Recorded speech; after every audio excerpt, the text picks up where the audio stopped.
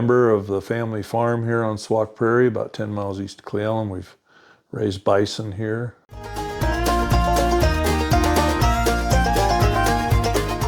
Well, I've always had an interest in the early history of our country. I've had interest in the opening of the West and the Mountain Man era, and the bison fit in perfectly with that. It was about the time we were getting out of winter wheat, and I wanted to do a little something different. I went to a few buffalo ranches, and I helped out with them as they worked calves or whatever the object of the day was. And I found that after a while, I really enjoyed them, and I figured I might as well raise a few. So I started in the late 80s. I had my first buffalo in the late 80s. Had added a cow and a few, and I had never even tasted bison before I started raising them. And after that happened, I knew that we had something pretty special, and I started raising them and selling the meat. So.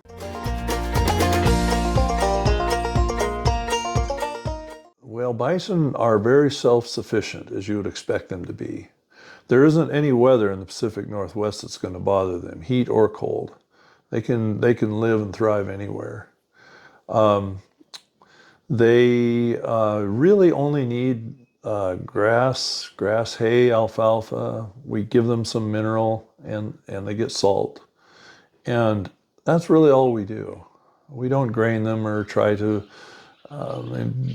disrupt genetics or try to enhance their look or their weight. We just leave them as they are. And I try to mimic nature with them as much as I can. Obviously, we live in an artificial world, and we have to adapt to that. But I try to use their nature, their instincts to the best of my ability within this little field that we have them in. It's in about 90 acres. Typically, in the past, we would go 30 months. A 30-month bull was a mature bull.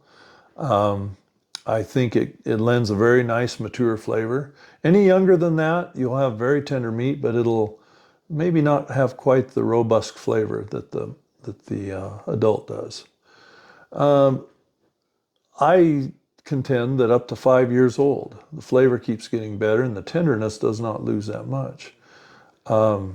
But sort of the industry standard, if you want to call it that, is to harvest the bison somewhere around 30 months old.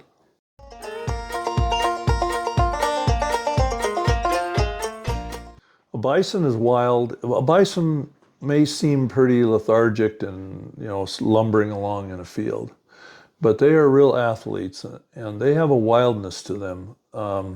Extremely fast, extremely quick on acceleration. And they're very wary of prey. They're a prey animal. And so the way that you move around them, if you get above them, that's a threat.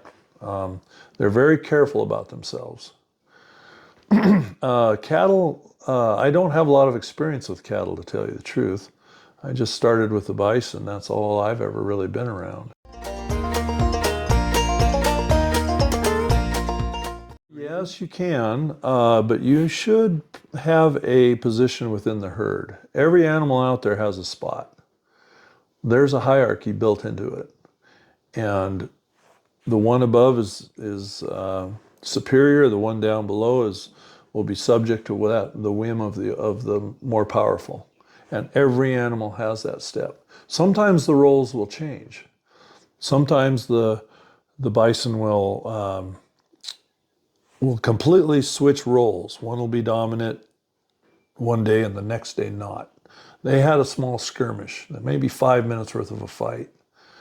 And if the one that loses the fight is no longer dominant, the one that was inferior is now on top.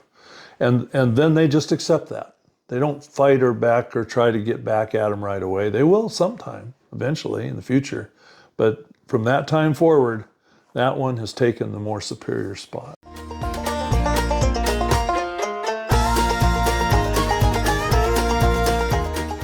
He is obviously the one, if I throw any hay at all, he goes and gets the very best. He's the biggest, everybody else peels away. The youngest, the smallest, mainly the yearling calves will have to pick up what remains. They're pretty strict to the hierarchy. There's not much give to that. So if a person was to get close to them, you better have a position in the herd. I maintain a position in the herd. I make sure that I'm right up at the top for the most part. And they are not fearful, but they are respectful of my space. If you walk into a bison space, that's a challenge. That's why you see in Yellowstone these people getting thrown into trees and getting charged, because those people stepped into that bison space. And when you do that, and it's a space that they decide how much they want, if you step into that, you're challenging that animal. And that's not the thing to do unless you have a position in the herd that will allow you to do that. Cows a lot of times will lead the herd.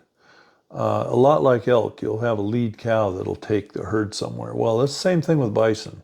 There's a couple cows that would be the ones that would be the ones to lead the herd somewhere. If they're going to go somewhere, they'll take off and everybody will follow. And the big bulls will follow too. Usually the bulls are the protectors. The cows and the young, especially young cows, will stay around him just for protection purposes.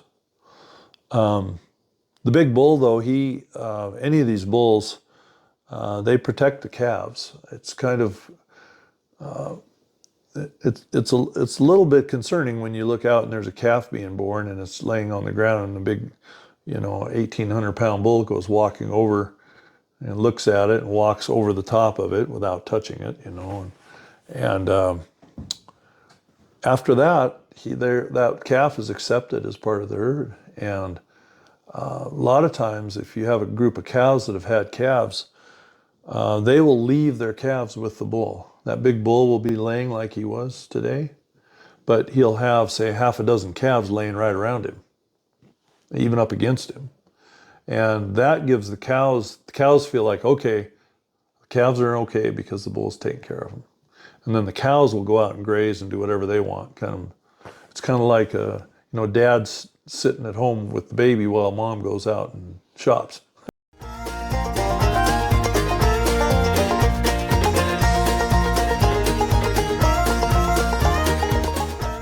It's just the way they're built. The cows will just start to go and the bull will go with them. Not all the time, but the bull isn't the one that kind of leads the group. It's always a dominant cow.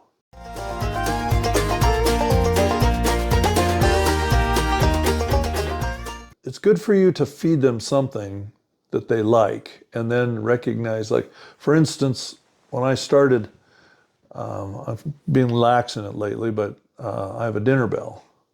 And I would ring the dinner bell, and then I would feed them something that they liked, and I caught them conditioned when they heard the dinner bell.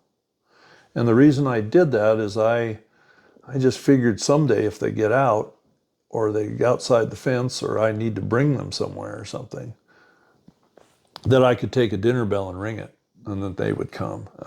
Bison are I guess I should say they're very picky about what they eat. They don't just dive in and go for, like if you had a bucket of grain out there, as I understand, and I don't know this, but as I understand, a beef would probably stand there and eat it till it was bloated and fall over dead.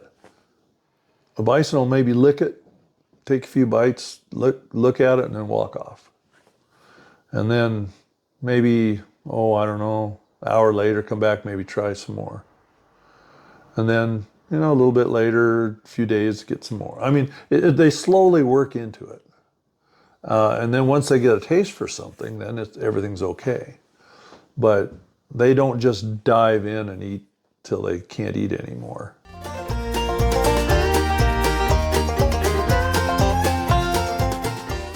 Oh, I have in the past. I've had one bull in here. I had him from a calf, and he was 11 years old when I had to get rid of him. And so, yeah, I do. And I've had some favorite cows. I had a cow one time, and she was just the nicest cow ever.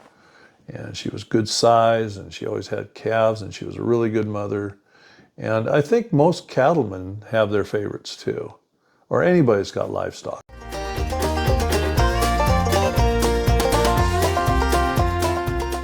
You can tell they're all individuals, and maybe one that has a calm demeanor, maybe isn't real flighty or real nervous, maybe one that doesn't want to aggressively horn the others and get them out of the way and take its spot, because some are more aggressive than others, and they all have personalities. Every one of them has a different personality, and so